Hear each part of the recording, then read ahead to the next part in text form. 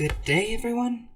Today I will be discussing the ghost in Hamlet. I will be talking about the role of the ghost in Hamlet, and I will be talking about is the ghost telling the truth, and is the ghost good or bad? What is the true nature of the ghost? So, the ghost doesn't have many scenes in the play Hamlet, but he is a very important figure in the story, obviously being, or claiming to be, Hamlet's father, and telling Hamlet about Claudius's crime. That is how Claudius murdered old King Hamlet, Hamlet's father, through poisoning him while he was sleeping in the garden. And we do later discover that this is actually true. So this apparition, this ghost, was not lying about that. The ghost was not lying. Claudius was indeed responsible for the murder of old King Hamlet, and so Hamlet himself takes this when he does the play, and he confirms that Claudius was in fact responsible. Hamlet takes this to mean that the ghost was good and the ghost was telling the truth, and he should listen to the ghost. But whether that's actually true or not is still somewhat up to interpretation. So let's look at what the ghost actually says. So the ghost claims to be in Purgatory. We believe that the ghost is currently in Purgatory. So the ghost can only come out at night, and the rest of the time goes back to Purgatory. So let's talk about what actually is Purgatory. And so there are multiple interpretations as to what Purgatory would be like, but I'm going to go with a classical one from the Divine Comedy. So you might have heard of Dante's Inferno, and that was actually the first book of a set called the Divine Comedy. And so this is a common interpretation of what Purgatory is actually like in an accurate sense. So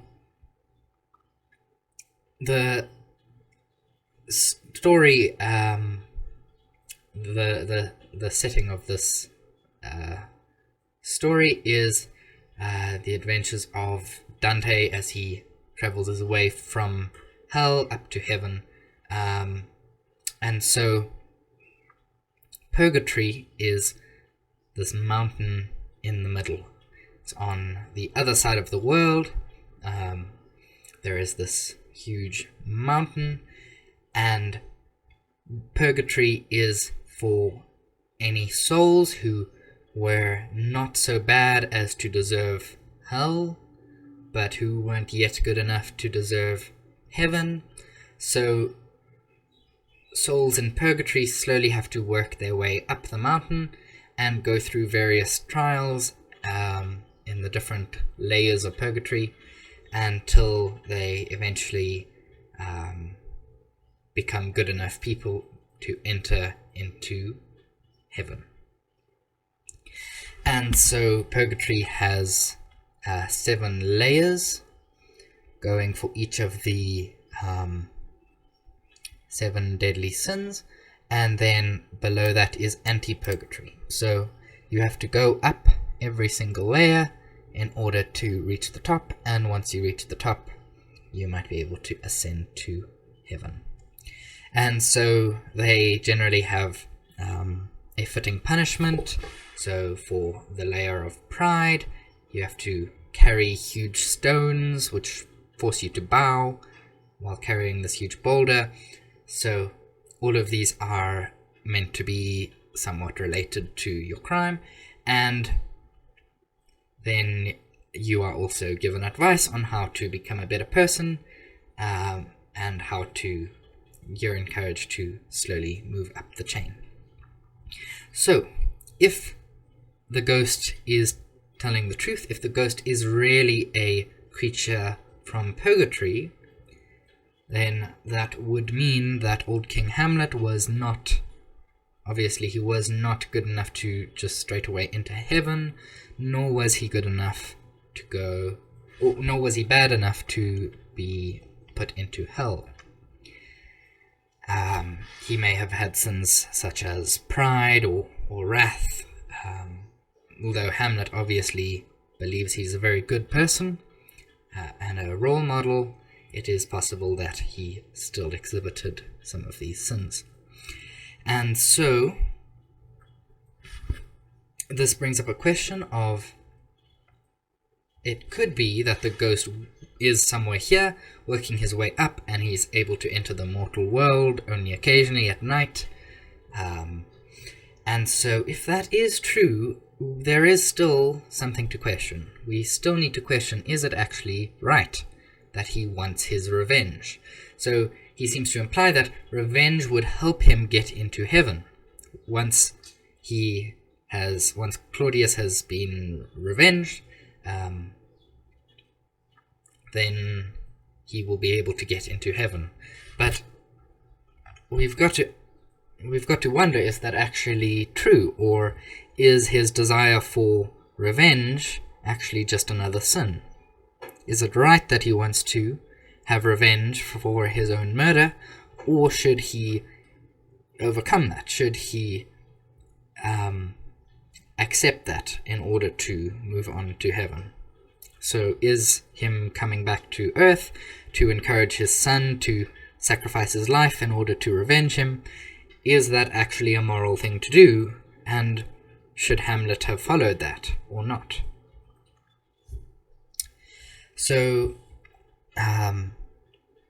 that is a question to argue, and so if you are given a literature essay, I'm sure you can form your own opinion on that and find out what side you lie on, if you believe that he is indeed doing good or not. Now, another possibility is that this is a lie, that he's not actually in Purgatory, and that he is not even Hamlet's real father. He is a demon. And so Hamlet dismisses this idea when he discovers that Claudius did actually commit the murder. He thought, maybe the demon is lying to me, but once he finds out that it's true, Hamlet assumes, okay, the ghost was not a demon. But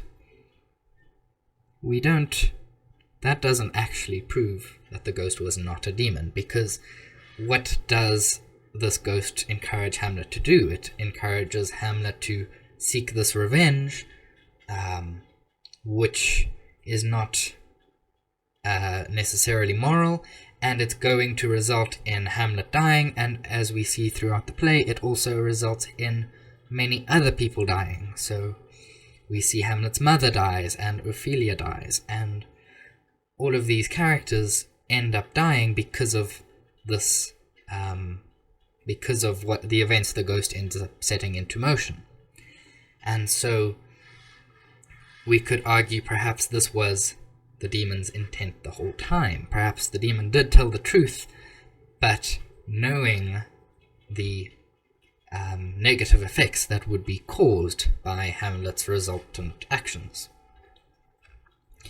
So you could argue for this, or perhaps if you were trying to argue against this, you could say that Hamlet, well, the ghost is very insistent that Hamlet does not involve his mother, does not attack his mother, or hate his mother.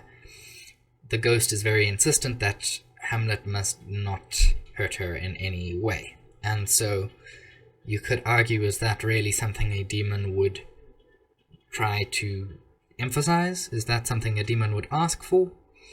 And we see later in the play, when Hamlet is speaking to his mother, that they are in an intense argument, and the ghost comes at that time and tells Hamlet not to hurt his mother so much. So you could argue, is that something a demon would do? Perhaps not. So this is a discussion into the nature of the ghost, and I hope it was helpful to you. I hope it got you thinking for your own opinion, your own essays. Maybe it gave you an idea of where you fall on what your opinion is on the nature of the ghost.